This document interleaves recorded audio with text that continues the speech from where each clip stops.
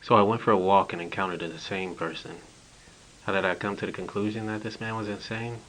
Well, the face twitches and aggressive verbal threats were a good hint, but it was also the fact that he was teetering a rental bike over the railing of a bridge overlooking a busy urban highway.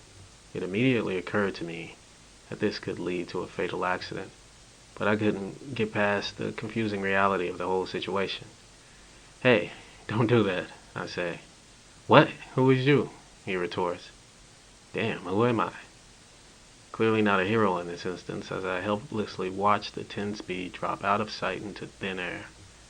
I heard a sickening crunch below, but thankfully no screeching tires, no honking horns, and no twisting metal. Only the bike was destroyed on impact with the pavement below. It was truly fortunate that there was a lull in traffic at that precise moment. I'm no stranger to these types of odd occurrences, but I must admit I find myself at a loss as what to do when they happen. Here's a real matter of concern though. It took officers about 20 to 15 minutes to respond, and when they did show up, they had the look of a ragtag of corporate interns and plumbers with guns. It took 5 of them to wrestle this fat, crazy ass dude to the ground without using closed fist strikes, pepper spray, or tasers. Right, like, I'm not one to constantly beat up on police reputation. I get it. They're just people, you know. But they hold a monopoly on justifiable violence, unlike everyone else. What does this mean?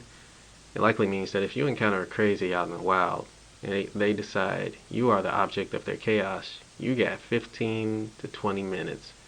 15 to 20 minutes of sickening, terrifying, almost comedically surreal survival that's in your hands.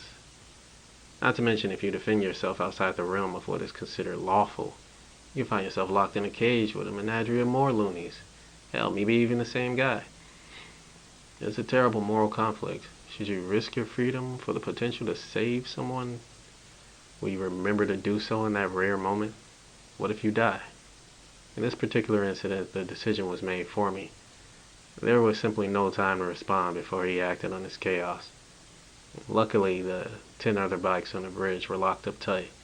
I know, because I watched as he tried to yank them all free for about 20 minutes. And then when the officers showed up and just stood there staring at him, he continued to do that for maybe another 10 minutes. So, yeah. Stuff like this goes down, you're basically on your own.